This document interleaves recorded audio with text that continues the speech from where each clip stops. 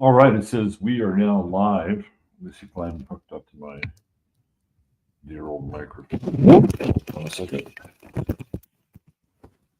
Uno momento. Uno momento.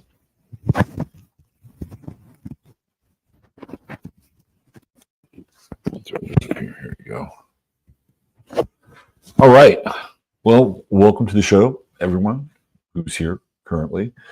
I'm Robert Phoenix, and this is the Friday Farcast, and we have people besides myself on this show who talk. Most of the time, sometimes I talk, but most of the time it's somebody else, and I enjoy talking with other people, including you, because every now and then you show up on this show as well. We have a little Friday call-in segment. Today we're going to have excuse me, we're going to have William Ramsey join us here momentarily. He's wrapping up another interview, and we decided to pivot on the topic today, and instead of raking Alan Dershowitz over the coals, which I think needs to happen,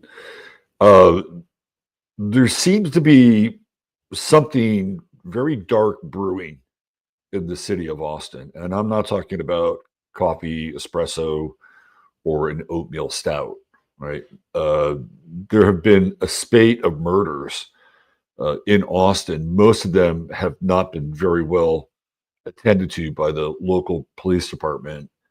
And they sort of fit a pattern that is eerily similar to what's known as the Smiley Face Killers. And William has actually written a book on the Smiley Face Killers. And you can get it on his website, you can get it on Amazon. So there's a weird intersection here. And the weirdness is that a lot of these bodies that are being found dead are being found in Lady Bird Lake. And that's a connection. Water is a connection to the victims of the Smiley Face Killer. Like these, usually it's men. There's a profile, it's men, and they go missing for a couple days. Now, here being Austin, Texas, if they go missing for a couple days and they wind up in the water, there's a good chance that the person who's gone missing, well, they'll be what, their death will be described as a drowning, accidental drowning. But they don't know how long that body has been in the water. Usually what happens is that they will sink and then they'll pop up. Like there's a process where the body starts to expand with gases. It's a putrefaction fermentation process, which just doesn't sound very nice, but that's what happens. And so unless you tie the body down, it begins to float up, right? And then eventually it's discovered. So this is one of the common themes with a number of these murders in Austin that are still, for the most part, unsolved. And the water piece also, again, connects it to these quote unquote smiley face killings where these victims go missing and they show up in various places in water. It's not always a lake. Sometimes it could be a creek, a tributary. Sometimes it could be a pond. There's almost always water in the lungs. And there's many other things that have happened to the body besides the water and lungs. I'll let William sort of fill you in on what those things are. But that's a theme, right? It's like, oh, well, they died of drowning. So we can just write this off as somebody who's just died of drowning, right? But what they don't really pay attention to are all the other things that happen to the body, like broken and missing teeth. And again, this is not necessarily going to be a show for the faint of heart, because some of these details can be gruesome. And of course, Willie will know what those sort of details are. So anyway, this is what's on the table for today. We decided to make a bit of a pivot, and one of the things that is also in part of the story and in the news cycle is one of Alex Jones's top writers, according to Alex Jones, a friend and a researcher, part of InfoWars, was found dead last week in Austin, albeit under very different circumstances. These are not the same circumstances. He was actually found dead on his property, and there was blood everywhere. So he didn't wind up in the lake. And he had only gone missing to the point where he didn't show up for work. And apparently he was very into being a part of InfoWars. So not being at work was quite significant. And then they sent somebody over to go check on him, and that's when they found that he had been killed. Now, the party line, or the narrative, the commonly held narrative around this now, a week later, is that somebody broke into his car and he tried to stop them and was murdered as a result of the potential theft of the car or what was inside of the car. Now, why this is important is because there was a record of him actually reporting and confronting somebody prior to this happening. And so again, there's kind of a narrative, but we're not really sure if that's the case. And speaking of the case, the man who solves them is right here with us today, Mr. William Ramsey. Hello, William. Robert, good to see you. Good to be with you. Yeah. I think the last time we did this, we just did this with audio. I don't think there was the video part of this. No, I don't think so. I don't think it was back in the day. I don't think StreamYard was around. StreamYard, and I think YouTube was still quite nascent. So just to give you all a bit of a history, I think I had William on my podcast. It might have been like 2016 or something like that. And we talked about the West Memphis Three and Damien Eccles and that whole scene. So that's how long it's been. Here we are. Wow. 9 years later. William, we're both still ticking here. Congratulations. Still ticking, a little bit more gray in the old hair, so to speak. Yeah. Long in the tooth. Yeah. But it's been an interesting ride. Yeah. So there's a lot going on. We can talk about like the problem with Dershowitz. He is litigious crazy. He has made statements recently that he's looking to sue people, and he did get sued by Virginia Giuffre. So that was an interesting court case. Now, if you want to bring that up on Pacer, what happened is that case. So you have to remember Giuffre. Who did Giuffre sue? Giuffre sued. Now, this is all factual information. I'm not speculating. I could even bring up the court paperwork on it. I have it right here. Yeah, please bring it up. That'd be great. Because if you remember, the arrest, I think, of Epstein led from the civil, this is not criminal, the civil litigation between Virginia Giuffre and Ghislaine Maxwell, right? Who was also part of her criminal arrest was 2 charges were for lying on her deposition.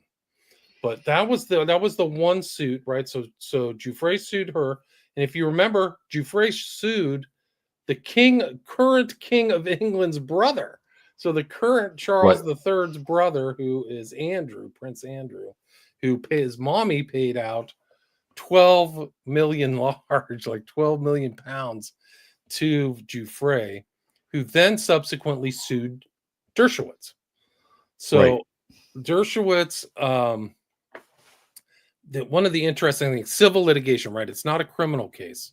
He claims that he kept his underwear on. She claims in her statement that she made to the court that she had sexual relations with Alan Dershowitz 6 times. Right. And he has come out. And anyway, that court case is really interesting because it's a sophisticated form of civil litigation where the process goes, and you can watch the filings and everything. By the way, Virginia Giuffre had excellent attorneys. Yes, this is it. Yeah. She had and it actually ties into the Hunter Biden stuff, right? Right. But the super lawyer who I can't remember his name now. Let me ask you a question. So this mentions Jane Doe 3, and I've also seen Giuffre as Jane Doe 102, which is interesting because 102 equals 3. But is she Jane Doe 3 or Jane Doe 102, or she both? I don't recall, and I don't know. Okay. But I do know that she's come out in public. Her original name is Virginia Roberts. Right. She used to actually go by Jenna when she was younger. Yeah. But she got married. She fled like Epstein and went to Thailand and met a husband and became Giuffre and went to things. But anyway, kind of my train of thought about Dershowitz is this is actually really interesting and timely because Dershowitz, a very skilled thing is like the good civil attorneys in these types of cases who sue for millions, they'll just continue the process. So the pressure was on and it got all the way up to where Dershowitz was about to get deposed, right? So that's really where a guy like Dershowitz would have been put under pressure because she probably, Virginia has very, if you're in an intimate relationship with somebody, you can probably say things that can be very that's right. If you know the details of their anatomy, that's all kinds, right? So I think what happens is in a very skilled attorney will make an agreement outside of the court. Like the court, the judge is kind of like a good judge, not a commie judge like we have today all over the country, or who've been appointed by Biden. But a good judge is like a referee, right? He's seeing and facilitating justice between two parties. That's what some of these judges are brilliant and some are dumber than stone. Oh my God, it's amazing the disparity here, and even in the Supreme Court. Like some of these guys, like I went through law school, and some of these guys, like Alito and Kavanaugh, they're freaking brilliant, dude. They are really, really, really smart. Yeah, Alito's very smart. Yeah. Yeah. No, and but then you have Sotomayor and KBG, and it's like, are you kidding me? Total joke. Yeah. Anyway, getting back to my train of thought. So the judge operates like a referee. But what can happen in the courts is that these two parties can come to an agreement outside of the court. Even though the court case is going on, they can come to an agreement outside the court and settle and just tell the court everything's resolved. So the court doesn't have to go through the process anymore. So I think what the attorneys for Giuffre did is got him to the point where he could get in real trouble. Like he could actually say stuff like that ended. Part of the reason Ghislaine Maxwell ended up in jail is because of her testimony in a civil court, right? Civil case. Right. Yeah. I think they ended up dropping those charges, the 2 charges of her being deceptive in her civil case against Giuffre. But anyway, so I just to finish up, what I think really happened with Dershowitz, who's in the news these days, what really happened is he skillfully settled with her, the settlement to the satisfaction, and then they went back to the court and said, this case is done. Right. The other thing is that there can be no proof of this agreement. Sometimes people go through litigation processes, whether, in a civil thing, to establish a court record for the future. Like, I want a ruling, Right. But this was more of like, I think, Virginia Giuffre seeking justice for herself. So I think that's what happened with Dershowitz. And nobody will bring it up on the mass media either. But like I said, like just the theme, Dershowitz is really dangerous, and he is a person who's sued like crazy. So I can't say anything that's outside of like. Right. Sure. I mean, the speculative part is the part that gets us in trouble. But what we do know is that he was Jeffrey Epstein's lawyer, right? He was question in 2007, 2008. Right. And what he did is he negotiated Jeffrey Epstein's prison sentence. That's a fact as well. That's a fact. And a lot of people don't know about what that looked like on Jeffrey Epstein's end. Essentially, it was a super low security prison deal. He was allowed to leave for 12 hours a day, okay, to go to his office and work and report back at night. And he had absolutely the best of everything he needed while he was there at night in the prison. And he did that for 6 months. This is what Alan. So when people say, well, Jeffrey Epstein went to prison for, no, it wasn't really prison. It was kind of like play prison. And as long as he showed up at night, it was fine, right? That's what he negotiated for his client. And I guess if you're paying a lawyer, that's what you want, right? You want that guy to negotiate that deal. But then the weird part is this Batman and Robin with him and Mike Cernovich. And if people aren't really kind of aware of the sequence of events, Jeffrey Epstein does his little 6-month bid, goes back to his life. And I believe there's a woman reporter by the name of, is her name Julie Fox? Is that her name? At the Miami Herald? Right. Yeah. She was the one that was really the one who got credit for it. I believe she got awarded a very well, what's the big award? Pulitzer. I think she might have got. Yeah. So she gets back into this thing, and it's because she's talking to Virginia Giuffre. That's where she's getting a lot of her source material from. So she starts to publish these pieces in the Miami Herald, and all of a sudden Jeffrey Epstein starts to get hot again, right? And so consequently, because of her lawsuit with Giuffre's lawsuit with Ghislaine Maxwell, right? Exactly. And there's the Dershowitz piece, right. And right, in which she says that she, in the statement, Jane Doe 3, if she's Jane Doe 3, and I've seen her as Jane Doe 3 and Jane Doe 102, that this is what she's accused Alan Dershowitz of. So now all of a sudden, Mike Cernovich and Alan Dershowitz play Batman and Robin to get those court records unsealed. Now, I love your opinion on this, because if Alan Dershowitz is doing this himself, it kind of looks very self-serving, doesn't it? But if Mike Cernovich does it, and Mike Cernovich having already kind of a record with Pizzagate and, you know, trafficking, now it looks like, well, Mike Cernovich, who I think also might be a lawyer, I'm not clear on that. He is definitely a lawyer. He was a member of the State Bar of California. Okay, so now Mike Cernovich gets to play. He gets another lawyer, Randazza. He gets this guy Randazza to do the filing for him. He actually said publicly, this is verifiable, I had like $25,000 lying around, so I decided to get involved in this case. That's what he said. Right. So in the relationship with Dershowitz and Cernovich is very weird, because publicly it looks like it's contentious, right? But we're not really sure if that's the case. It could be just, you know, WWE stuff, right? Good guy, bad guy.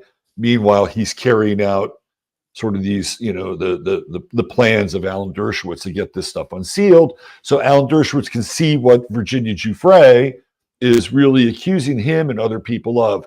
And that's where it gets really tangled, because Dershowitz is trying to, quote unquote, clear his name with this.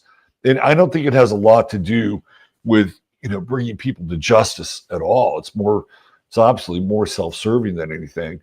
And of course, now as a result, Mike Cernovich was there last week or 2 weeks ago, his little binder with all the other Epstein gatekeepers, and we've heard nothing about that since. So I'd love your take on the relationship between those guys. An incredible moment in the Epstein saga, which has not stopped. Like, it is really Epstein to 2008 to Giuffre's. The abuse of Giuffre happened in around 1999, 2000, 2001. I've read Virginia Giuffre's biography, so I'm very familiar with her claims. These are not court claims, but these are statements she made in her biography, which is remarkable on a wide variety of levels. But it hasn't ended. So Cernovich is involved with Julie Brown or whatever from Miami, right, and Dersh, and they're trying to meddle with this civil case of what's going on. In my opinion, they're meddling in the civil case, trying to get the names of these women who are named in this suit of Giuffre against Ghislaine Maxwell, who hasn't been arrested yet. And I don't think that Epstein got arrested yet when that civil case was done. He got arrested and then died in jail. But he's unalived. He's unalived. Unalived is a good unalived. Here's the thing. Like I said, she had the best freaking lawyers. This guy, Paul Cassell, should have been a Supreme Court member. And you're going to hear him because he did something called a motion. Good afternoon again. Paul Cassell again for Ms. Giuffre. You agree with Mr. Cernovich, don't you? We agree that there should be broad unsealing of the record. The There's one, no contention on this case between. well, there is a I'm concern. sorry, I clicked on that a little too soon. This is Paul It's Cassell, okay. right? Yeah, this is the guy. Okay, let's hear him. You asked, how should we describe Mr. Cernovich? We would describe him the way he described himself as a, quote, slut shamer, close quote. We would also describe him as a proxy or stand-in for Mr. Dershowitz. Dershowitz, as we're going to hear shortly, is bound by a protective order and cannot disclose documents. And there were never any factual findings. We made that allegation in the district court that the only reason Mr. Cernovich showed up a few days after Mr. Dershowitz was unable to get some documents was that he was an ally of Mr. Dershowitz and acting as his stand-in. There you go. That's exactly what we've been talking about. He was like his proxy. That's not me saying it. That is Right. Paul Cassell in a court of law saying that Dershowitz couldn't get the documents. He's under a bound order. Right. And then Cernovich comes up. And then he basically tells the judge he's a proxy stand-in and a slut shamer. Right. Right. So that's right. not me reporting. That's not my opinion. These are all facts. The Right, other these thing are- too that people aren't aware of, and William, I'd love for you to comment on this. While he's doing all this stuff with Epstein and negotiating his 6-month cush stay with 12 hours away, he's also negotiating immunity, right? And Alan Dershowitz negotiates immunity for himself during this whole thing. What you know about this, right? What are your thoughts on that? Right. So Dershowitz, I think, had immunity back in 2007 or 8, right? He was allowed Right. immunity. And Yeah. that was supposedly that's what Epstein was arguing after he got arrested, is that he had global, his lawyers were, who actually said there was no indication that he was going to kill himself, as 2 lawyers at the time. He had also very good lawyers, but Dersh said he had immunity, but that's from a criminal case, not from a civil case. Yeah. So I see you just dropped a document here. This document is so important Okay. that I have it on my website that you can read it yourself. This is from the man you just saw, Paul Cassell. This is really one of the most important Epstein documents Oh yeah. you could ever read. Is from Paul Cassell. It's not me. Right. This is a court filing from February 2017. So I think you might. Cernovich also attributes his inspiration to attend law school to Dershowitz. Meeting Dershowitz, he inspired me to go to law school. I mean, this is an incredible document. I mean, the pictures and the words tell you everything. It's called, I can put a link, Response in Opposition to Motion to Intervene. So. Yeah. I think I had that pulled up as well. The other thing too, and this is wild, right? Like Alan Dershowitz is a rabid. I don't know what a rabid like shark. Yeah. Like if a shark could have rabies, Yeah, it would be Alan Dershowitz. And there's another thing. Again, this is all part of the public space, and it's part of the public record, which I want to bring up. But I'll show you how rabid he is. When Julie Brown, who is the reporter that we're talking about, right? When she published all this stuff, what happened to her? She was harassed by Alan Dershowitz. wow, I didn't know that. Right? This is what she says here. This is from Alternet, and this was published on July 25th, 2019. And so these weird things are happening to Julie Brown. Like she's getting all these weird FaceTime calls and stuff's happening to her computer. And it says here, then she took a shot at Dershowitz, who has been tangentially implicated in the Epstein case. When you go after powerful people, you know they're going to try to find a way to mess with you, she explained. When my story in Epstein came out, Harvard Law School professor and former Epstein attorney Alan Dershowitz wrote an open letter to the Pulitzer Prize Committee trying to discredit my work and influence the board not to award the Miami Herald a prize. He must have said 1 million times, I know that you're not going to tell the truth because you're just aiming for a Pulitzer, she recalled. When I do this kind of work that's the farthest thing from my mind, I never thought that this Epstein story would be as big as it turned out to be. Never. The thing that drives me is finding justice and telling a story people can relate to, because there's tons of vulnerable women who have gone through something like this. You can read more here. So that's what we're talking about here in terms of him being like this rabid attack shark and going after her credibility and doing everything in his power to influence the Pulitzer Committee to not reward her, thus discredit her in anything that might come up and could be used in a court of law and possibly even against him.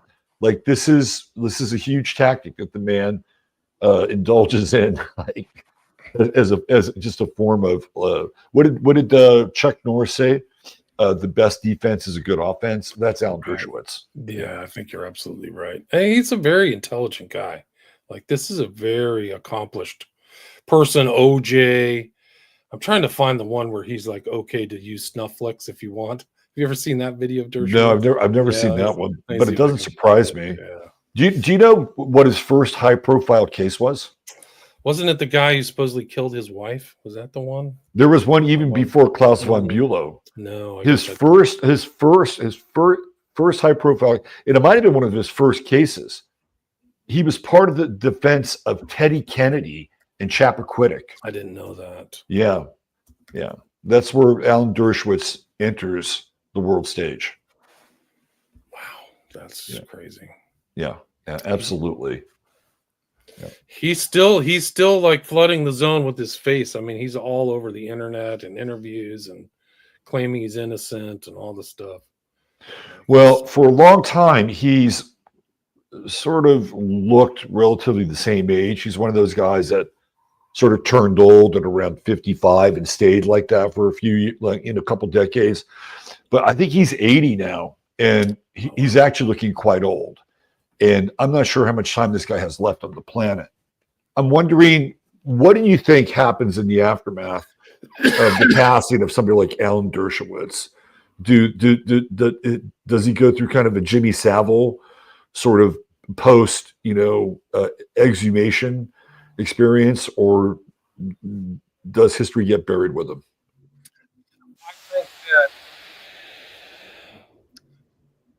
I think that he'll always be seen as kind of a repulsive creature. I mean, I think that's really it. That he was on the side of all this stuff, and it's not good. So, what do you think? I think that once he passes away, I think that the vultures are going to start to circle, tell more stories, right? I mean, isn't this like the whole thing? People like that's his intimidation. He's trying to intimidate people.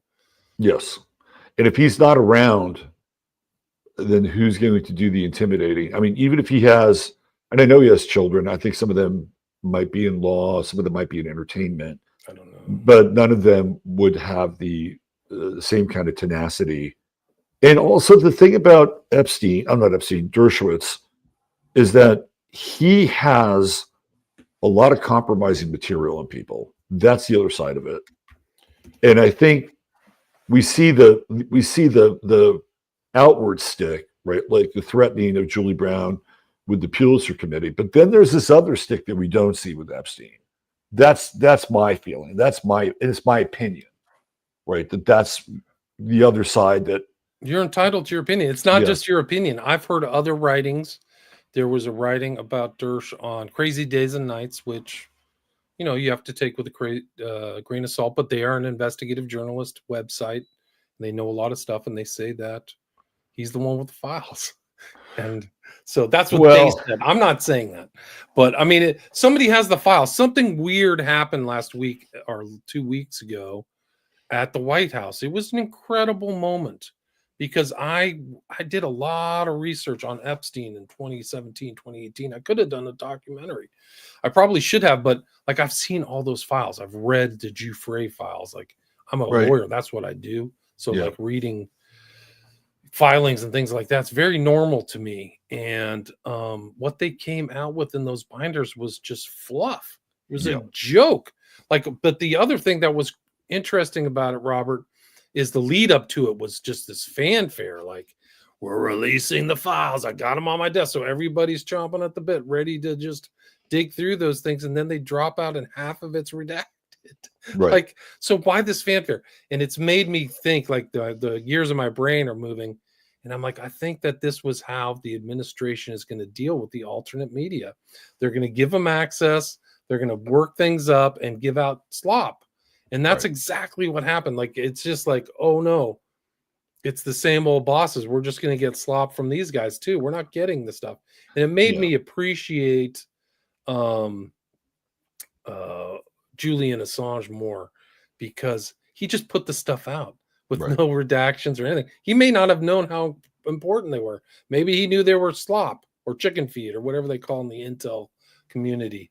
Yeah. But just the fact that people could read through them. So all the stuff that happened with Comet Pizza was autists and people like me who will like literally try to read through stuff and make connections. Right. And that didn't happen at all. This was a very telling moment for me, was this pseudo release and the way that they're controlling it, still controlling the information and the transparency, projection or whatever they're saying they're transparent is transparently false to me. Yeah. Based on Epstein, like, we're in trouble. Like, if this is the beginning, holy smokes, what's going to happen later on, Right. I mean, anyway, do you mind playing that audio that I have? This is this William F. Buckley, Skull and Bones Buckley on Dershowitz and Let's do it. Of getting me convicted, but they can try. But the film I can keep making money from? By the way, people who don't know who this woman is, it's Andrea Dworkin, who is a absolutely hit the play button, brother. Yeah, radical lesbian. Here we go. There's a great deal of evidence to demonstrate, probably more evidence on this side than on the other side, that exposure to what you call pornography, if anything, inhibits illegal sex conduct. No, but there is a lot of learning to that effect. What happens to a woman who has been raped and the rape has been filmed and the films are being sold? This is a very interesting point. I had a debate with Alan Dershowitz at the Harvard Law School 3-4 years ago, and he was taking the flat-out pill position. You can't censor anything. And I said, well, what about a snuff film? Do you know what that is? People get killed. That is actually, it's never been proved there is such a thing. Never mind. It's provable that there is a snuff film. Who is this one? Who's this one, William? He kind of didn't like that. Well, he said, it would be all right. You would have to protect a snuff film that was made abroad, because then the murder would not be something that had been, so to speak, licensed deliberately in America. I thought that a high form of sophism.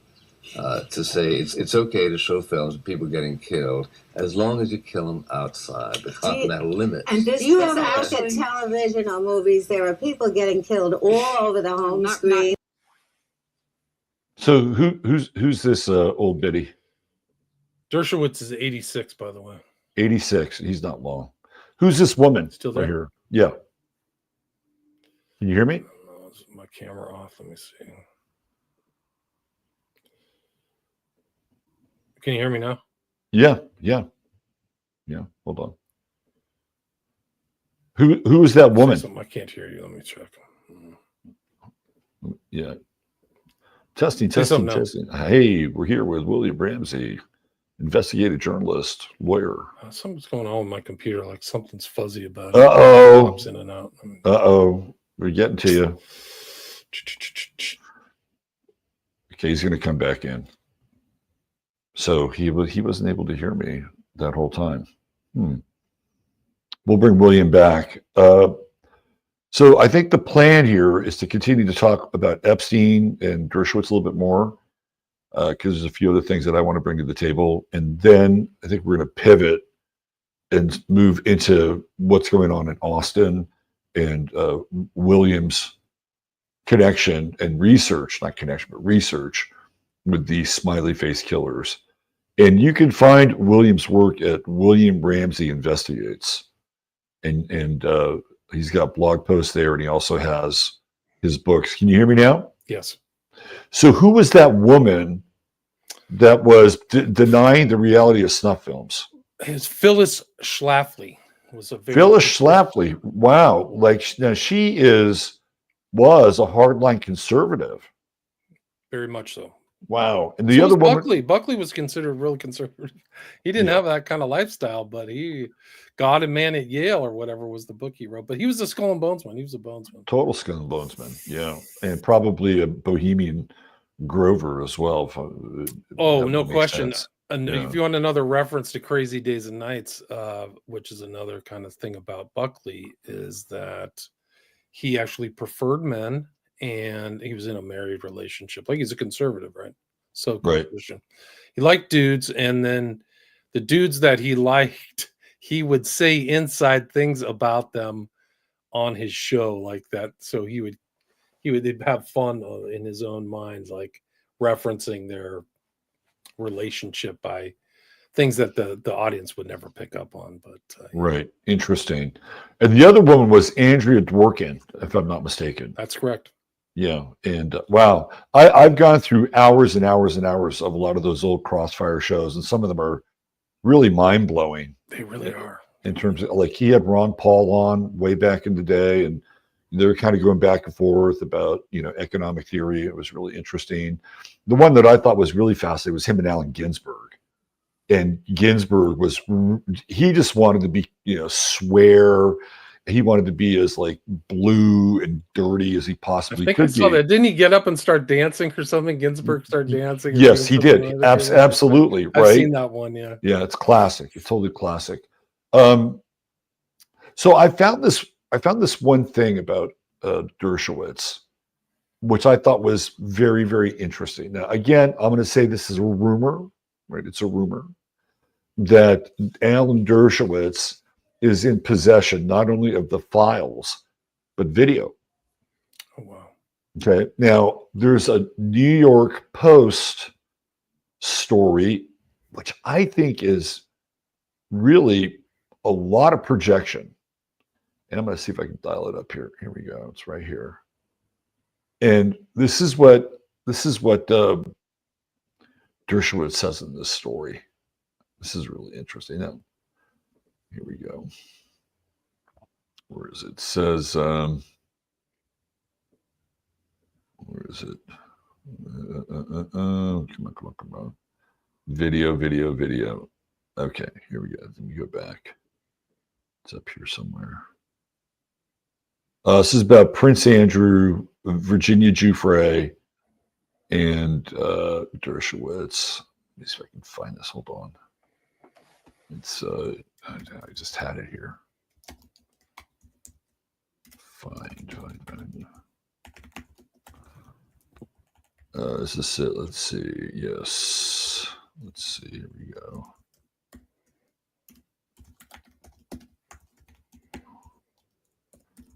Oh man, this may not be the right doc. Anyway, what he says, as I scramble to find it, what he says is that he wishes that they had video of these things happening, because if there was video, it would clear him because he wouldn't be on video. He actually says this.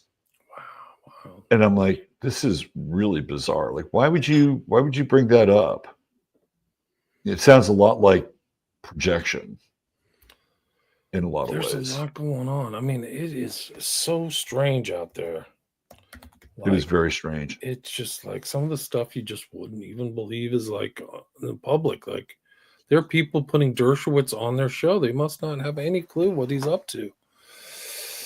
Well, I think he's one of these guys too. He's also like a shapeshifter, and for some people, he represents, sort of the hardcore conservative, ideal. Like he gets placed into that camp, which I think is bizarre, because I think ultimately he's just self-serving. But I think his time is limited here, and it'll be interesting to see what happens. He's 86, so he is not a spring chicken. There's no question about it. Yeah. So do you want to shift gears here and talk about?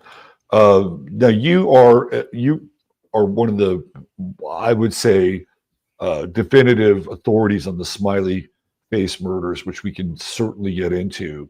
The title of the show, which I flipped, is "We've Had a Spate of Murders in Austin." Yes. over the last couple of years. And most of those cases are unsolved. And as I was telling the audience prior to your arrival, the majority of these murders or these bodies wind up in Lady Bird Lake, which is a theme that's consistent with the Smiley Face Killers. So why don't we start with the Smiley Face Killer stuff? Okay. And give people some background into how long you've been diving into this, and then maybe we can eventually make our way back to Austin. Are you in Austin?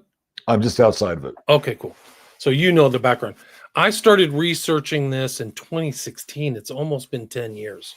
And I started because I wrote a book in 2012 called Children of the Beast. And I kept seeing all these smiley faces around that. And I'd remember during that research listening to a, what is it? What's the overnight show? Art Bell? Art Bell, yeah. So there was an Art Bell show with a guest talking about the Smiley Face Killers. So in my mind, I'm seeing the symbol, and then I remembered this. So it was kind of in my mind. I was watching stuff, and I followed one case who I still remember out of Columbus, Ohio. His name was Joey LaBute, and he disappeared out of a bar. He was a gay guy. And I was like, okay, if this guy ends up in a river, I'm going to freak out because it's going to validate what I've seen before. And I've seen all these smiley faces in the comic culture, Watchmen, Alan Moore, Fight Club of all places. So what, there's something weird going on. Wasn't the smiley face also associated with Manson as well? I don't know. I'm not familiar with that. It'd be interesting to find out if it was. I don't know. Okay. It got the name. Oh, anyway, so Joey LaBute ends up in the Scioto River like 19 days later in a place previously searched. These cases all fit the same MO. Young man, nighttime, no indication that he's self-harming or anything. Goes out, maybe has one or two drinks, usually not super drunk, disappears, and then it's just like, where is this person? And they're gone for a period of time that's like a lot longer. Like bodies should be found. Massive search, families show up, put up posters all around town. It's on the local news. Then the body shows up and they just say accidental drowning and move on. So that's it. But a lot of these don't fit the thing of an accidental drowning. So it got its name Smiley Face Killers because two of the original researchers were two guys. One's name is Gilbertson and Gannon. They were independently researching the same thing. One was in New York. The other one was in Wisconsin. And there was a spate of these in Wisconsin, but they found that there was a smiley face associated with where the bodies were found. So it's kind of like a mystery, like what's going on. So I started again. This was 2015, I think, is Joey LaBute. I reached out to I was on Facebook at the time. There were other researchers out there. One is Jim Smith, so I was following it. And then I've just kind of followed the cases and tried to keep up on things while doing other research. And I put out 2 documentaries. And my most recent book was out, I can't believe it, but it was in 2023. It's 400 pages. And it goes into, I followed the spate of deaths in Austin. They call it the Lady Bird deaths, but they don't, in my mind, they don't see the broader phenomenon of this worldwide phenomenon where 400 or 500 men have died in the same fashion. But the first one was Santos in 2015, Randy Lexvold 2018. I have a full chapter on it in my book. I've talked to Lexvold's family members. Gutierrez 2018, Christopher Pugh 2019, he was a survivor. Clifton Axtell 2023, Jason John 2023. There was a spate all right next to each other.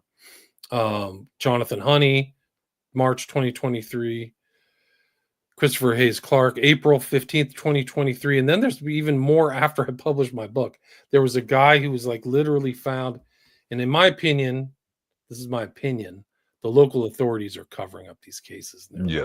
They're misstating stuff. There was a guy from Israel who they said had a heart attack. He was 25. And there's a weird connection to these comedy shows.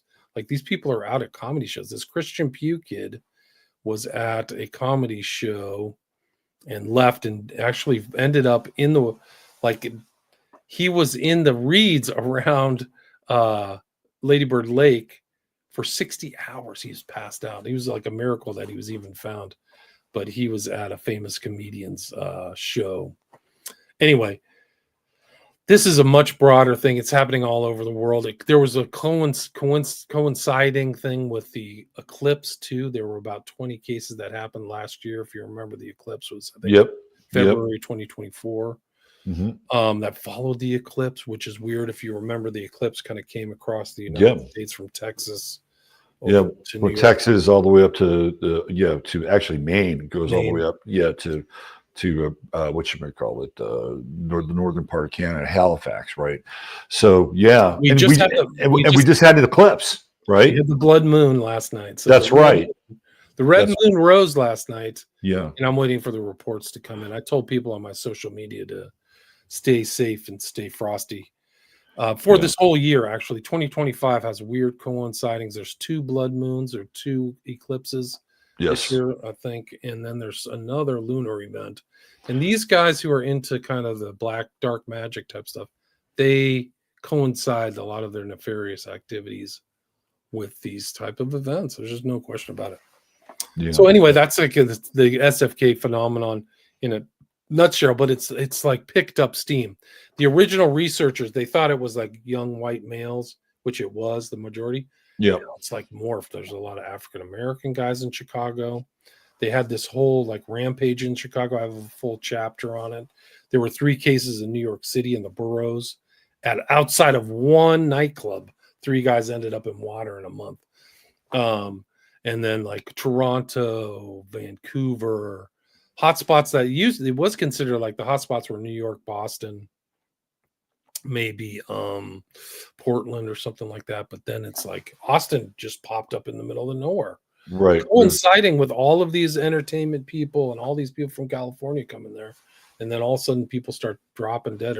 And there's a massive strain of drugging taking place at venues all around the country, really drugging and horrible stuff. Like you'll be lucky if you just get robbed, but it can be even worse.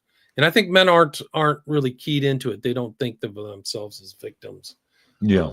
Which is why these guys become victims, in my opinion. Yeah. Interesting. There was a case, God, we might be going on a year now, and it happened in Nashville. His name was Riley Strain. That's right. Riley Strain. And huge case. And that's a case where they actually have video of him walking around.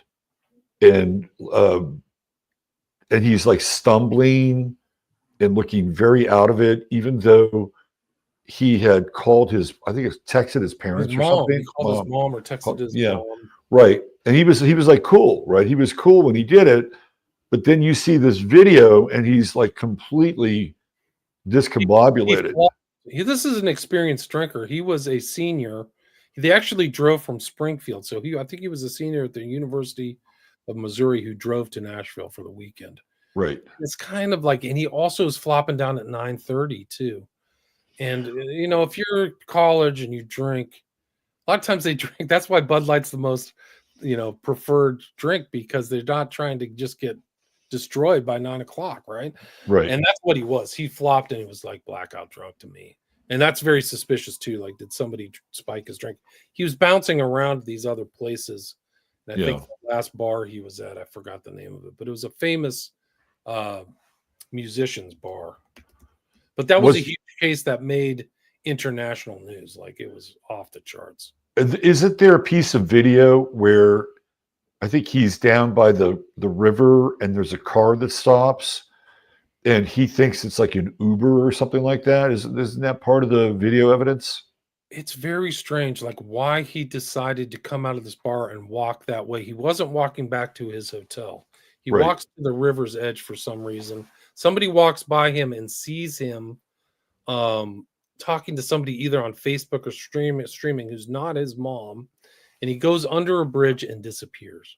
Right. And he disappeared for 2 weeks. Wow. And this was a massive search. Like, this was all over. There were searches in the river. These aren't like chump searchers like I would do. Like, there are literal scuba divers who take strings and do go through. And this river at that time of year wasn't like a storming, raging river or anything. It's a kind of a slow move. I can't remember the name of the river, but I don't think it's not like a rage. It's not like the Colorado at high tide or whatever. But Why does he disappear for 2 weeks? There's a lot of questions. And then he magically finds up downriver, which he should have been farther downriver. Mhm. He's missing his pants, I think, and his belt. And his phone is never found, which is very suspicious. Like, it should have been found on his person. So why is his phone disappeared? Which is kind of like a tagging instrument because it pings. Right. So like he falls off the map and his phone drops. So if he fell in the water with his phone, that would make sense that the pinging stops, and then he should have been found with his phone. Why didn't the divers find his phone? They found his somebody. Another random thing about this whole case, which is even more suspicious, is a member of the public who was like online found his ID about a week later. The cops didn't find it. There's a very strange things about that case, and it goes into the greater corruption of these blue cities that will cover up everything, much like what's going on in Austin. And I think Riley Strain, in my opinion, was targeted, and something nefarious really happened to him, and that's happening around the country. And I had a really I listened to, and I have the title of my chapter on chapter 32 on my book is psychic Sloan Bella Riley Strain in the Legions, because she did a show on him and she intuited incredible stuff about this guy. Like, because I research all this stuff. There was like a black van. Well, she doesn't know some of these other cases, I bet, because she hasn't researched them like me. But a black kind of upper class kind of like Escalade van was involved in the disappearance and death of another kid by the name of Dakota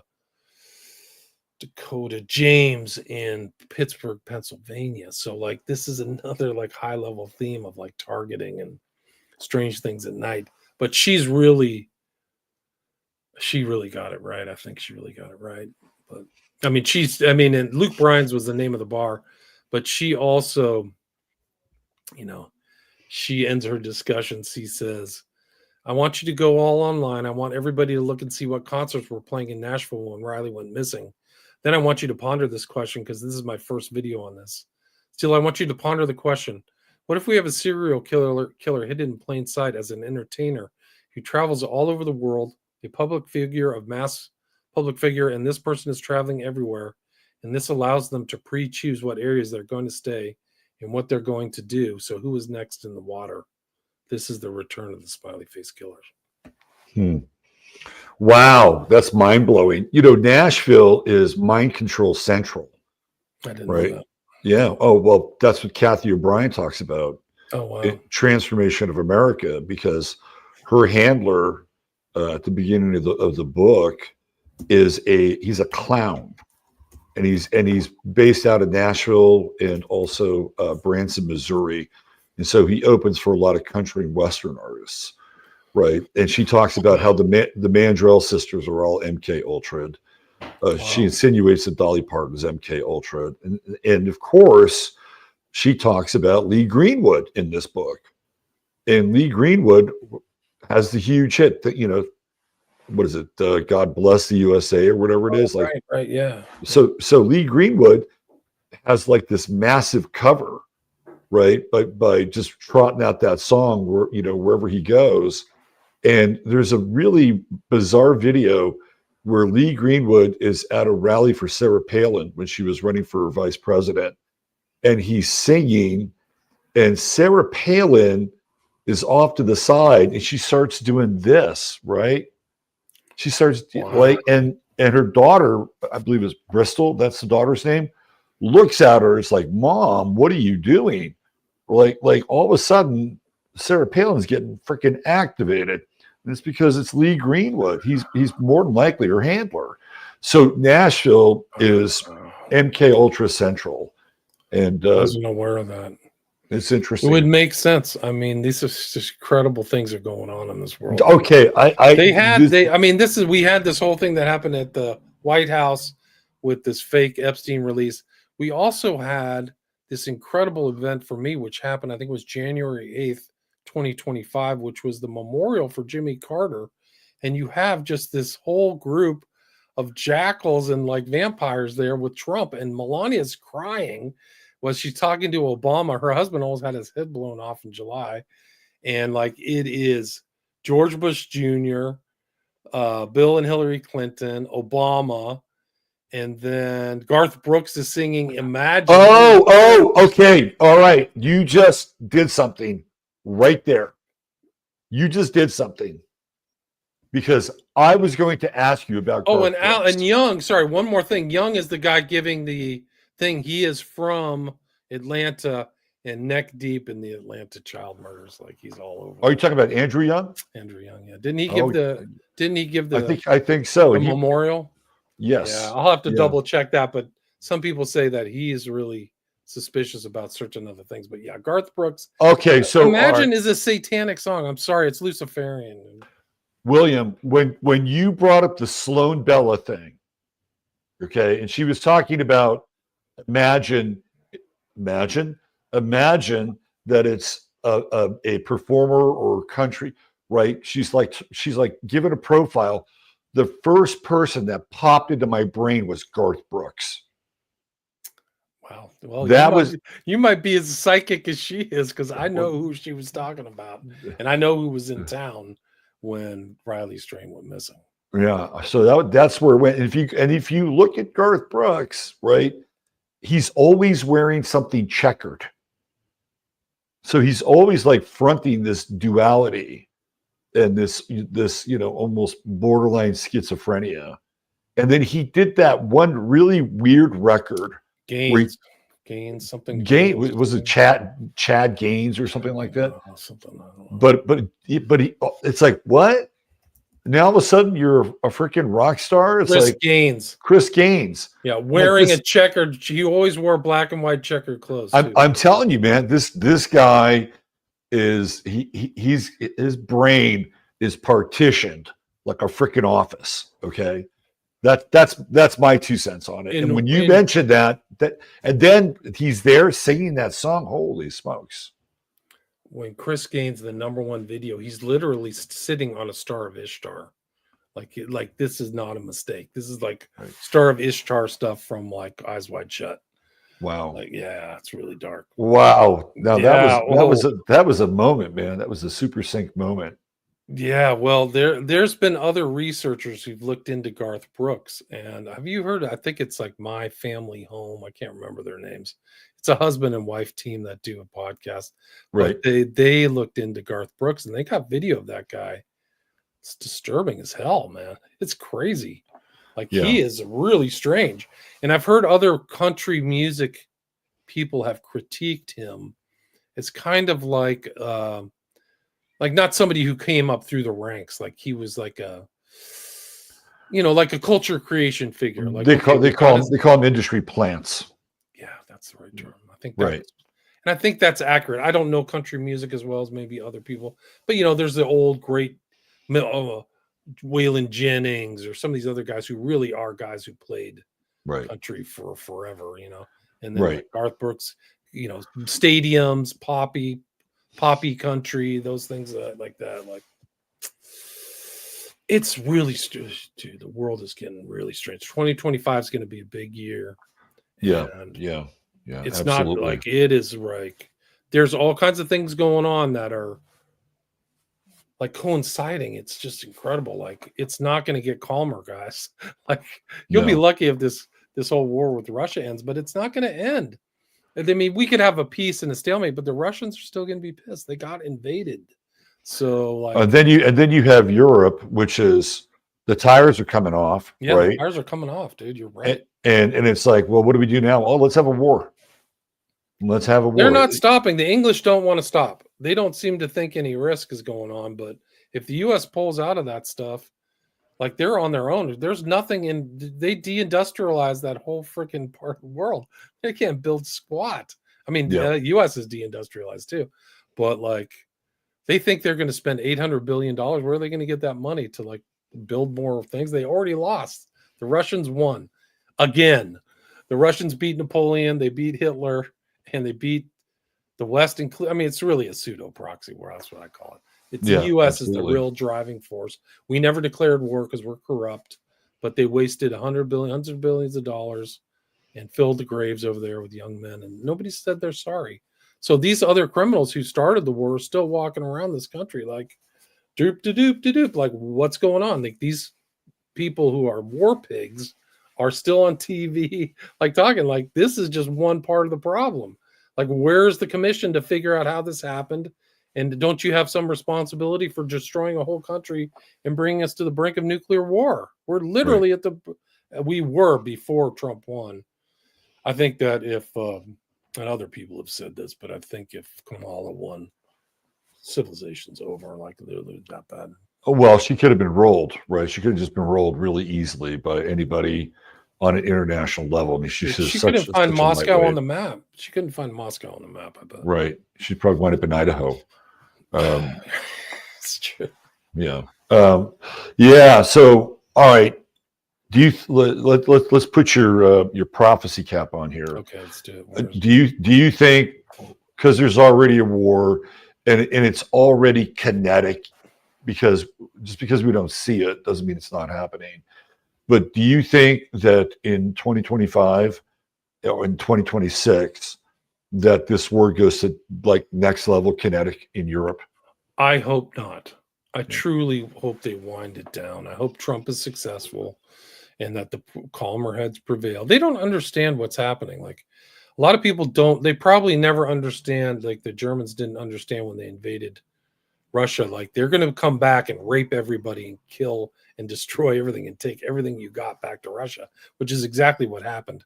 So people who think like, hey, this peace is just going to be the end. Like, there are some angry people out there who feel like they got wrong because they did. So I think that that's got to be part of the agreement, is like, how do you have some kind of restitution or restorative from this crazy Biden regime, who we don't even know who's running stuff because all this stuff has been docu-signed like a cheap like, they're so incompetent. They just rubber stamped all these, like, just auto pen the whole thing. Auto pen the whole thing. Like, how stupid is that? At least have somebody sit in and make it look real. So but yeah, so I think there'll still be some kind of conflict, and I think this murder and genocide that's happening in the Middle East, it doesn't look like that's going to stop either, as long as Trump's in power and giving, stuff to Israel to kill little kids in Gaza. So I don't feel that confident, really. Yeah. My concern about Europe is that, number one, there's not one country there that's doing well financially. Like England, Germany. Germany just laid off 8,000 postal workers. Their automobile industry is collapsing. Italy, which used to have a very strong economy, doesn't have a strong economy anymore either. It's been taken down by the rest of the EU. So their economic prospects in general are not good, right? So they have that problem. They also have the problem of the migrants, and people are getting fed up and, having their cities turned into no-go zones. So they're going to need to have something to distract people from that. And then the other part is that you have these very effeminate men who are the so-called leaders of Europe, like Keir Starmer and the new guy from Macron, the guy from Germany. And it almost feels like they're going to go into this overcompensation mode, right? Like, oh, you think that, we're pushovers and, we're just yes men or silly boys. No, we're going to show you just how tough we are. We're going to go to war. And it's all about some kind of weird psychological compensation. I agree, 100%. Women too. Sometimes women in very conflict, they overcompensate. It's not the kind of easygoing aggression maybe some men have, but like this Vanderleiden, like, well, I'm going to blow $800 billion. What are you talking about? So it's pretty dicey. I'd be pretty nervous if I was a European, honestly. Like, absolutely. Yeah. I mean, absolutely. I mean, it is. They're on thin ice right now. Very thin. Very thin ice. Quick little factoid. My audience knows this. I'm not sure if you do, but for a long time, I'm not even sure if it's still there, but it was there at one point. Ursula von der Leyen's family used to be the largest slave owners in North America. Wow. Wrap your head around that. Wow. Right? Crazy. In the South or something? North America, period. Wow. Right? Canada, the South, probably some island slave trade, the largest. Wow. That's her family. Her husband, his family dominated. He's Dutch. That's where she gets the Van der Laan name from. His family dominated the silk trade in Europe for centuries. Right. So you have these two people coming together with, these kind of weird legacy bloodlines, right? That they're really all about sort of domination and control and power. And the weird thing about Ursula von der Leyen is that at one point her husband was like a visiting professor at Stanford, and she was just a freaking housewife, right? Wow. She was a housewife living in Palo Alto. I had no idea. Yeah. And now all of a sudden she's the freaking head of the EU, right? It's crazy. That is truly crazy. Yeah. Like, I mean, a lot of people don't know what kind of like midwits some of their bureaucratic overlords are. The EU is just one big giant bureau, and they're going to take you to hell, man. They're going to, I mean, I don't think they have, like, if she's running slaves, she wouldn't have a problem sending millions of people to die. Not at all. Yeah. Not at all. Very different kind of mentality. Yeah. There's another case. We're getting a little Gemini here, a little schizo. But there was another case in Austin that just popped up, and it's called the Yogurt Shop Murders. Are you familiar with this at all? It happened a long time ago. Like 3 people died a while back. I'm familiar with the yogurt. I vaguely remember. What's it, young teen kids? Yeah, so now all of a sudden they're revisiting this yogurt shop murder. It's starting to come back into the news, and I think it's really interesting that it's popping up, and like in the background is the death of Alex Jones's producer, right, and writer, right. So, and literally this yogurt shop thing just popped up in the last 3 days. They're revisiting what happened there. 1991 is what it was. Right. So if you do a search, you'll see that like it's coming back up. Wow. And it's like, well, why is that? Well, maybe it's because they want to draw attention away from something else. Right. I wouldn't be surprised. Yeah. I wouldn't be surprised at all. 2024, 33 years of unanswered questions. Right. I guess there's a book out there. Documentary. I guess there's a documentary that's the documentary coming out. So I guess I guess maybe it's just timing, right? Timing. But it also feels weird at the same time. It seems weird. Well, the other thing is they had like a huge like UAP movie. The Age of Disclosure came out at South by Southwest too. So all the UFO grifters showed up too. They're probably all on 6th Street or whatever where they're drinking. But yeah. The new area is Elizabeth Street. So that's the new hip area. What's the Rainy Street is the one that Rainy Street. It's Rainy Street. My bad. It's Rainy Street. Elizabeth Street's a restaurant. It is Rainy Street. Yeah. Yeah, that's the one they call the Rainy Street Ripper. That's the other name for the serial killer there. But yeah. Did you ever stumble upon the Oak Hill satanic ritual abuse stuff?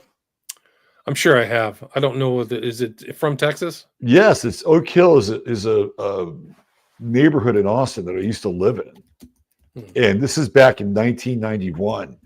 It was sort of in the Satanic Panic era, and it was 2 proprietors of a daycare center, Keller, Fran and Dan Keller. Yeah. It's kind of happening around the time of the McMartin stuff, maybe a little bit after. So they're actually innocent. So it really was Satanic Panic. Well, they got a $3.5 million settlement out of this thing. But then the kids were diagnosed with dissociative identity disorder. I mean, it's kind of weird stuff. I'll have to look through that. Yeah. That's the McMartin's preschool was what? In the 80s. So I think McMartin was like 89. They might have been about 2 years before that. Yeah. There's different things that happen. I mean, there was definitely some paranoia and stuff, but I think the witch hunt narrative by Ross Chade covers a lot of these cases in a good way. I think he takes a more nuanced view. Like there are some where there really are happening, and then that bleeds over to some of these other situations where the evidence isn't as real. But Yeah. So what do you think, or who do you think is behind the smiley face stuff? I think Like, I think it's a network of people who are associated either on the dark web or in certain groups, FetLife or like really extreme BDSM type stuff, who have like graduated through violence and stuff to actually doing horrible things to their target audience. I think it's mostly a gay motivated thing. And then there's copycats and people who, aren't doing it. But I do think that that's why the men are young, college aged, because they're out of the house, So I think that they're kept somewhere. The closest thing I would kind of liken it to is this, which I covered in my second documentary. It's called The Family Murders in Adelaide, which is, I think, the 4th largest city in Australia, south of Melbourne. But they had a spate of killings where men were being abducted, drugged. So there's drugging involved, and gay networks and murder. And I think it's something like that on an international scale. And just like Sloan Bella said, I think they're taking videos of them and really, really horrible stuff. And that's there's other situations where this is happening in the world where they literally have red rooms and horrible stuff. Like horrible things have been discovered in the Philippines of like abuse that is incomprehensible. So I do think that this kind of stuff, and there's targeted, and people may even be flown in. Like going back to the Joey LaBute case that I talked to you about, that got me set down this path. That took place on the weekend of what's known as the Arnold Schwarzenegger Classic, which is this bodybuilding competition that happens in Columbus every year. So somebody could have flown into town, committed a crime, and left. A rich guy, and it would make perfect sense. Like, it's the perfect crime. Come commit a crime and leave.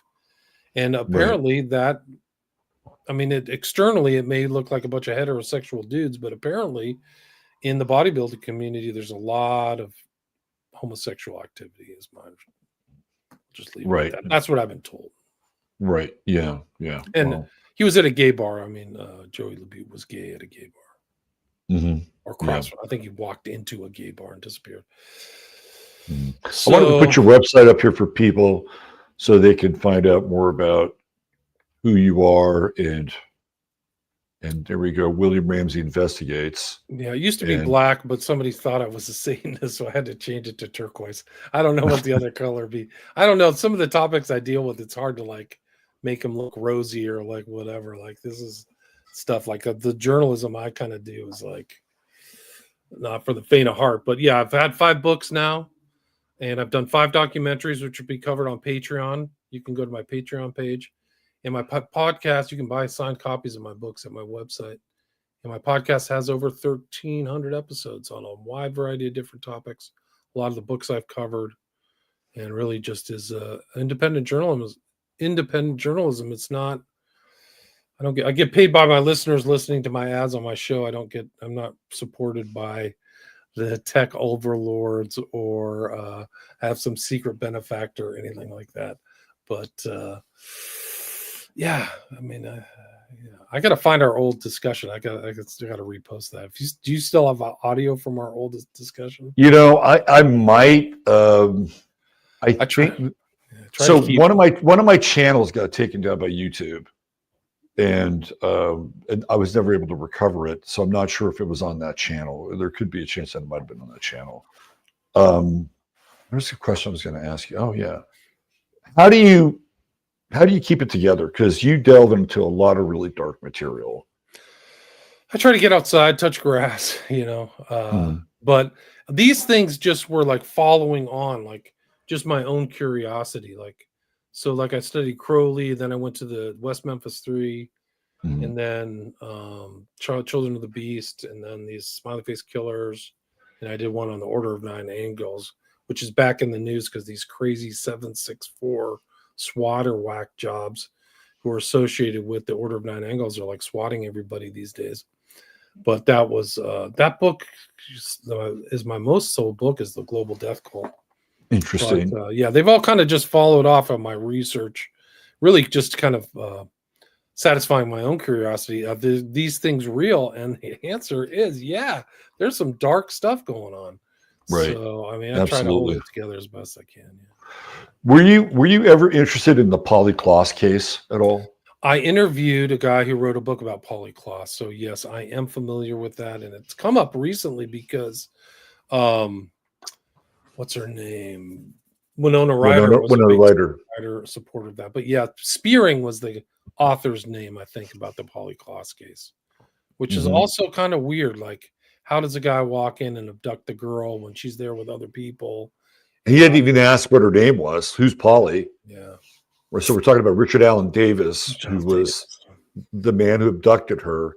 And then, and I've talked about this before, he drives around and he's pulled over by, I believe, the Santa Rosa Police Department, and he's intoxicated.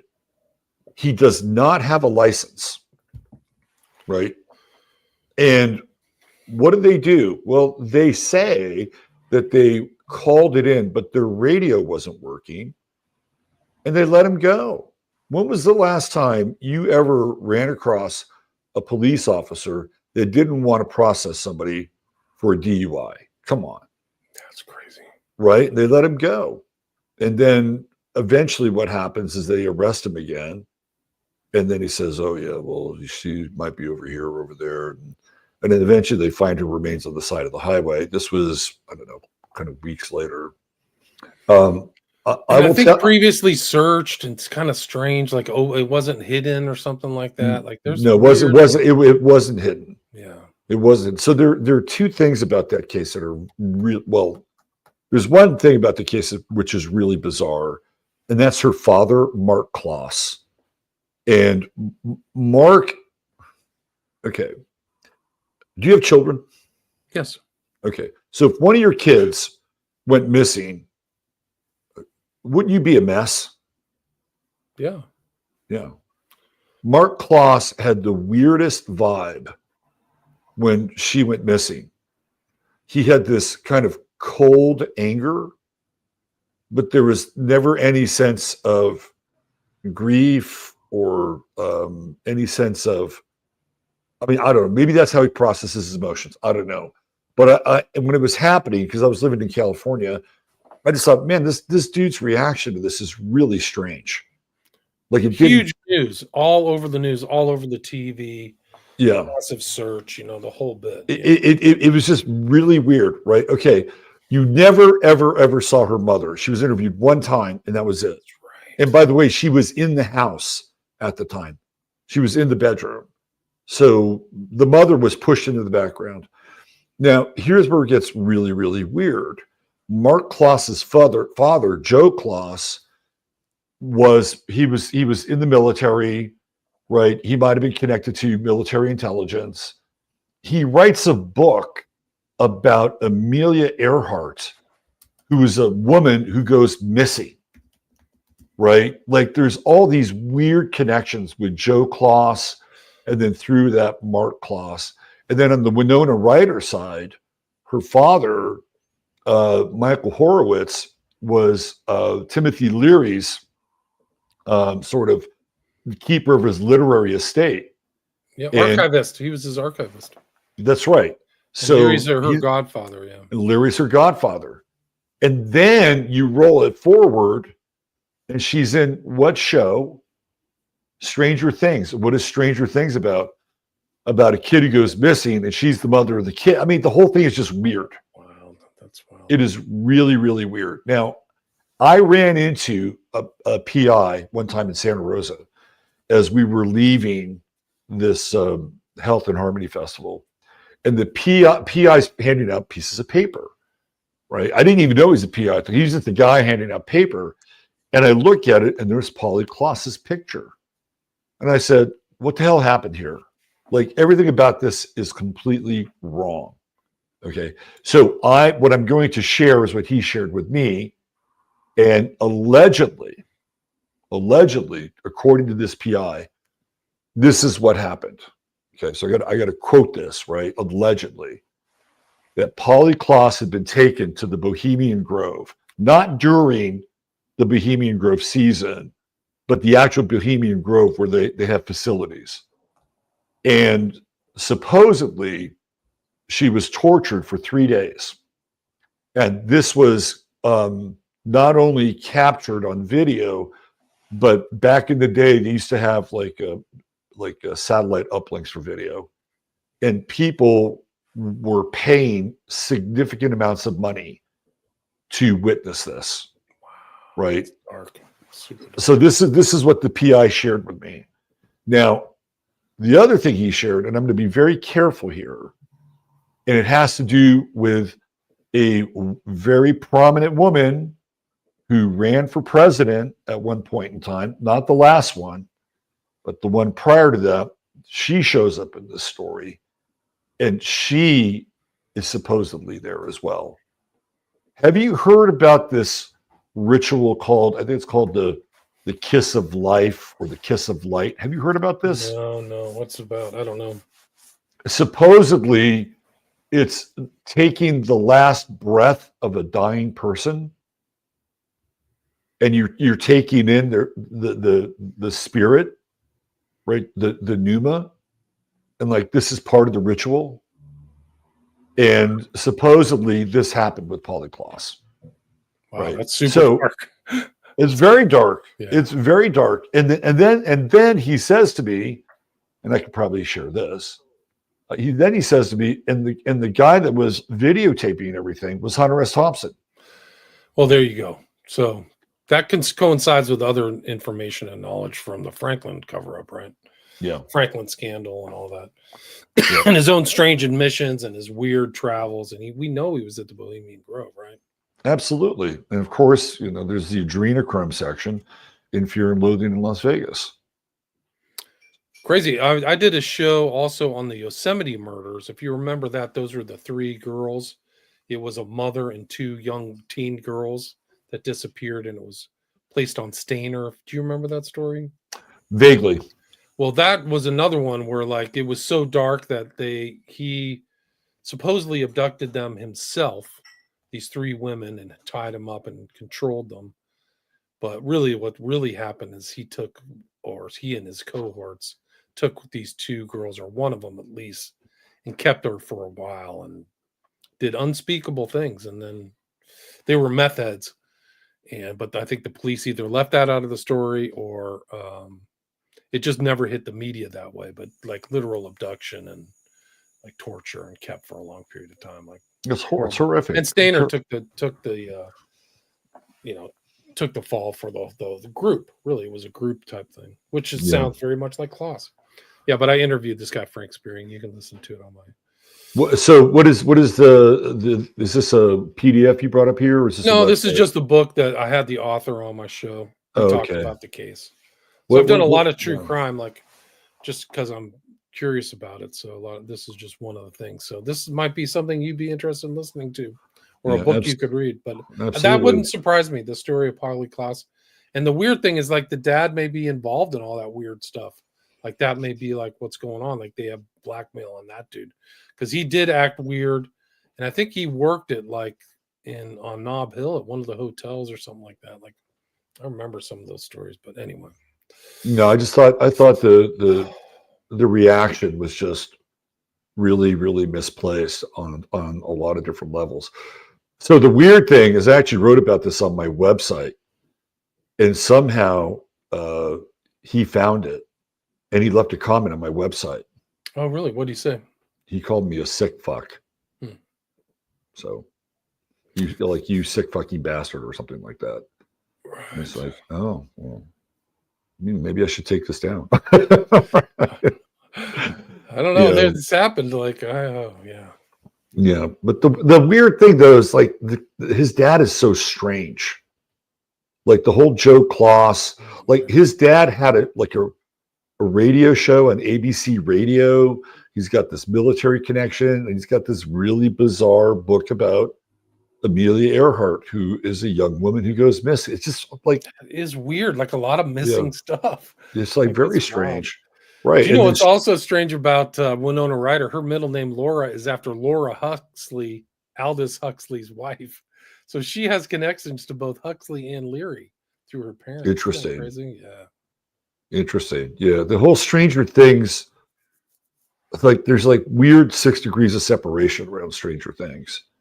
The producer of Stranger Things is this fellow by the name of Robert Gajicek.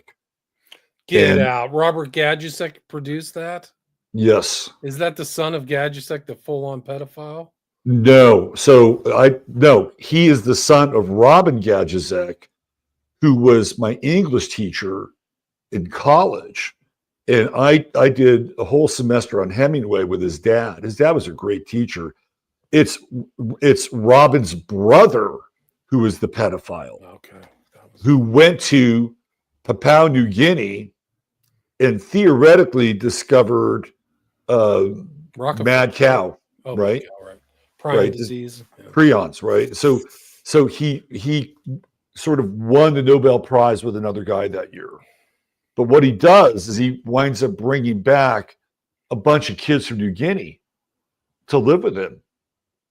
And then, of course, he does very sordid things with these kids. And some of them wound up suing him. Some of them didn't care. They were like, well, you know, we thought he was just loving us, right? Because they didn't have any real like context for what was going on. But then these other kids did, and they sued him. And then I think he fled to Iceland or Finland. It might have been Finland. So he's there in Finland. He does his research in Finland. But again, it's another weird case. I mean, of kids literally going missing, just like Stranger Things, Yeah, right? wild. It's really wild. Yeah. I thought Gajusek had the pedo Gajusek had some weird connections too. Like, I think somebody who was investigating the Process Church found that Gajusek was in New York City or something like that. Like, it's unbelievable. It could be. His dad was a very unique guy. And The father of the pedophile? No, the father of the producer. Oh, okay. Robin, who was my teacher in college. He was super unique. He was very bright. And you know, he was one of the best English teachers I had. He knew Hemingway inside and out. That's cool. Yeah, and that was really, and so yeah, his son became a producer, but it's his son's uncle who's got that whole weird trajectory. Yeah. Small world. Yeah, indeed it is. Well, William, how can we get out of here on a lighter note? We made it past the blood moon, so that's good. We're all still here. Right. We're moving into spring. It's 2025, and you'll never have a loss of interesting things to look at or talk about, considering all that's happening in the world right now. Right. It's like you just like, what subject you want to talk? It's Yeah. incredible. I mean, but I think there is kind of a increase in knowledge and exchange that's decentralized, of which you and me talking right now are part of, in exchanging information and talking from different perspectives. And I think it's kind of like the new public commons of these types of StreamYard things. And people can take what they learn, but they still learn something, and you're not getting ground down with the really vicious propaganda, or being like, you think along with the guests, like you think along with Robert or me. And I think that's positive. So I think that the increase of knowledge helps us all make good decisions. So I think that's something positive that we have now and we'll have in the future, as long as we're not like, you know, being bombarded with information from media that's owned by 5 huge corporate entities, you know. Well, they've decentralized that to a degree, right? It's like those people that were there at the White House getting their little Epstein binder. Like, they've become sort of the new mainstream media in some ways. Very well said. Yeah. I just did a show, How Independent is the Independent Media? Because it used to be kind of like you, kind of like a truly independent before StreamYard, right? Just doing audio shows. Yep. I was doing the same thing. And I have to inform people that the great Keith Hansen, aka Visigoth, passed away in January.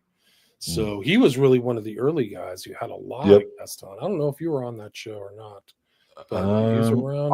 I think I might have been, actually. There's so many people from like the early kind of alt media involved with Keith. So he was really a great one. And the good news is that I've preserved 800 episodes of his shows. So you can see them just type into a search engine, the Visigoth archives. I think I have them in a series of 600 or 700 150 episode tranches, and you can go through. They're still good. Tons of JFK material, tons of book conversations, a lot of stuff about Lincoln and early Dave McGowan. I mean, just incredible stuff, like of great historical importance as far as I'm concerned for people who like to try to, tell the truth. It's really mind-blowing. You're reminding me of a period of time where you had Jim Mars and Tex Mars and Edgar Steele and all these really hardcore alternative researchers. Many of them have passed away. Yes, they have. Right. And now there's like this, we might even be into the third wave version of this, but those guys were gangsters. Those guys were out there without a net. And, they were. Utica for 9/11 Truth, all these Mothman prophecies were going on there, and just a lot of early stuff that's really fantastic, still fantastic. And also there wasn't a lot of compensation for these dudes. Not like now, you get a chant like Ian Carroll's making a shit ton of money right now. But hundreds of thousands. Yeah. I mean, 15 years ago, that wasn't happening. No. You weren't making, YouTube, if you were getting it on YouTube, you were making a pittance. Like some of these guys really have cashed out, but most of those people were I don't think Keith really made any money from his show. He just enjoyed it. It was like an intellectual exercise for him. I think he did it. Some of the early shows were done from the library at the St. Albans or wherever he worked in Tampa. So he would just work and then do his show, So that was actually, he gave me my first chance, really. I was with him in 2010 when I published literally printed out my book on a printer. He was really one of the guys who gave me a chance. And that's kind of why I, stuck with him. I literally, this is my first book, by the way, people. It's a little blurry. You got to, I'm going to fix it. Okay. I'm trying to unscreen it. There we go. This is so when I first published this, I printed it out on my printer, so you can see the ring binder. Right. And it used to be published on a website called CreateSpace. I don't know if you remember that. I remember CreateSpace. Yeah. Okay, it's morphed into Kindle KDP, but 15 years ago, man, it's been a ride. So you were total DIY. I went and looked around and tried to talk to people about my book. I was really concerned about getting it changed. Like I didn't want that kind of idiosyncratic, my own perspective changed, like somebody to tinker with it.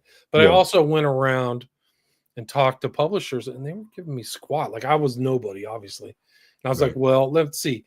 Would I rather make $7 on every one that I sell myself, or roughly like half what the cost was back then, $15-20, or give it to somebody who I don't have control over and is literally giving me like 5 cents net. So after expenses, like crazy, like low ball. I'm like, what? You actually get people to give you a book for that little money? That means they're just making the lion's share, like a beyond lion's share, these publishers.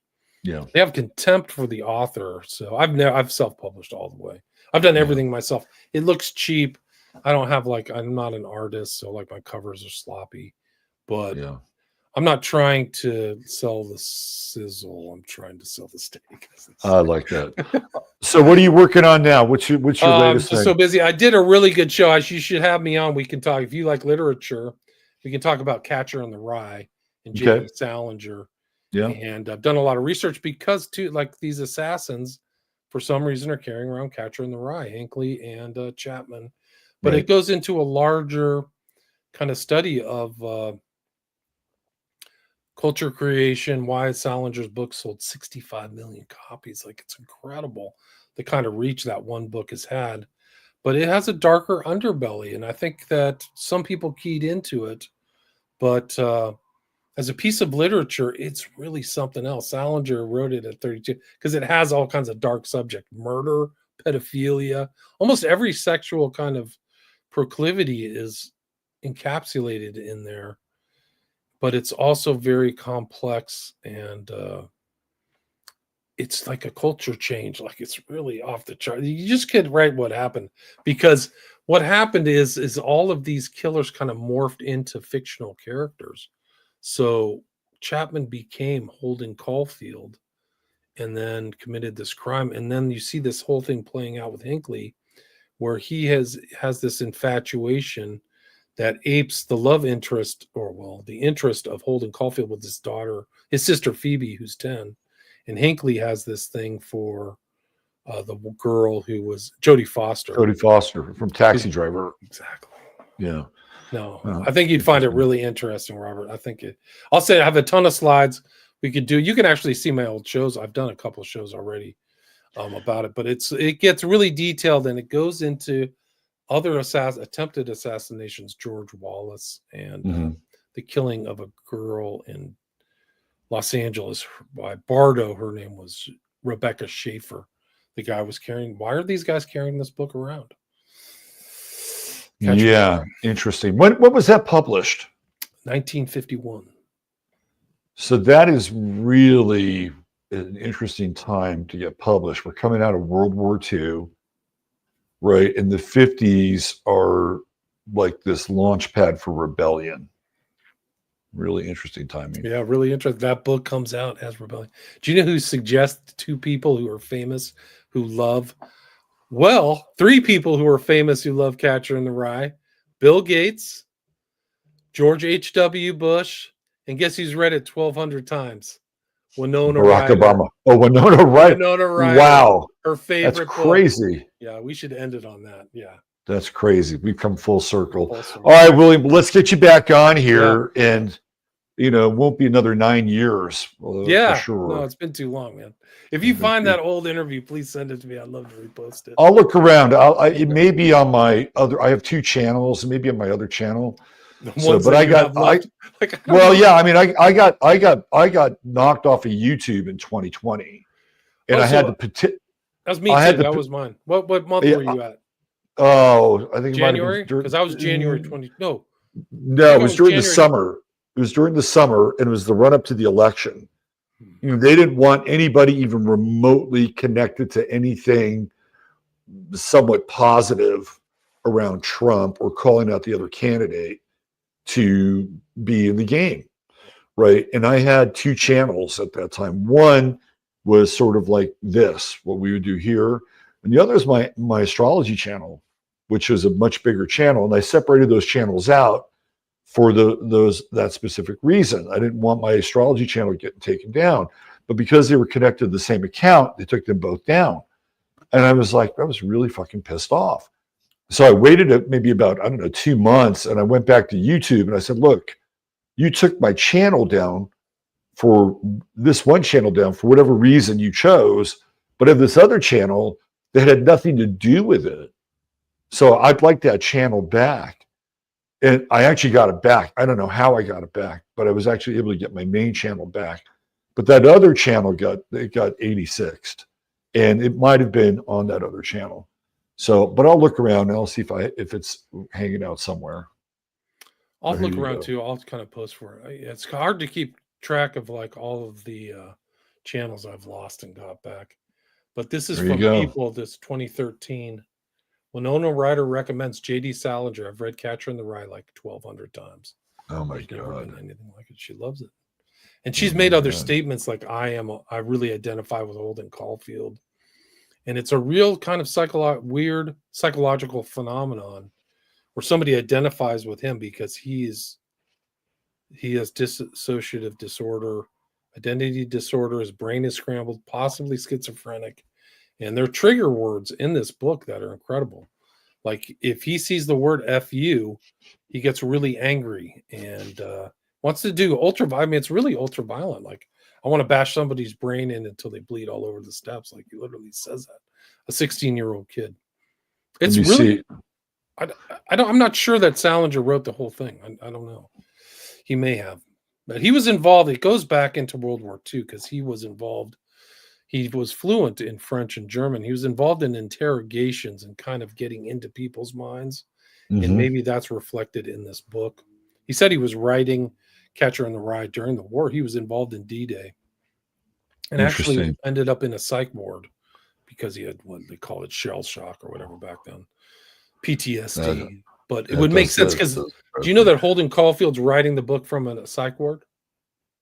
I think I remember that. Yeah, he's like in a psych ward. That's where he's telling the story. So you're kind of in the mind of a guy with psychological problems. I mean, so his father, Saul Salinger, traded in kosher cheese and was from a family of Lithuanian Jewish descent from the Russian Empire. Saul's father was the rabbi for the Aduth Jeshurun congregation in Louisville, Kentucky. I did not know that about Mr. Salinger. Very interesting. I didn't either. Very interesting. All right, William, I'm gonna let you get back to your man. Peace. Thanks for being here. Yeah, you take care. Let's do another show on Catcher in the Rye. Sounds great. See you later, William. Peace. All right. That is the great William Ramsey. William Ramsey Investigates. I hope you enjoyed our time with him. It's been a long time since we connected with William. And yeah, we were going to go do a very, very deep, detailed dive on Mr. Dershowitz. And it was like kind of last minute. Let's switch up the topics a little bit and do a little Dersh and go in this other direction. And I want to thank William for being able to be flexible like that and pivot on the content front. And I want to thank you for being here and watching, and hopefully you enjoyed the show. If you did, hit like, subscribe, all those things. We have made it through the theoretical blood moon. Remember, these eclipses, week and a half, so we're in the aftermath of it. And eyes on the road, hands on the wheel, as they say. We'll be back on Sunday night with Sunday Night Astro Live. And I am going to be talking about the progressed chart of the United States of America, which paints a very different picture than the natal chart of the United States. So we're going to get into that. We're going to deconstruct that and a few other things along the way. So again, thank you for being here. Thanks for supporting the show. Don't forget our sponsor, trueamscience.com. Check them out. 15MINS, that is your code for the goodies. Chattaria, you're the best. God bless you all. Treat each other well. Love you. Bye for now.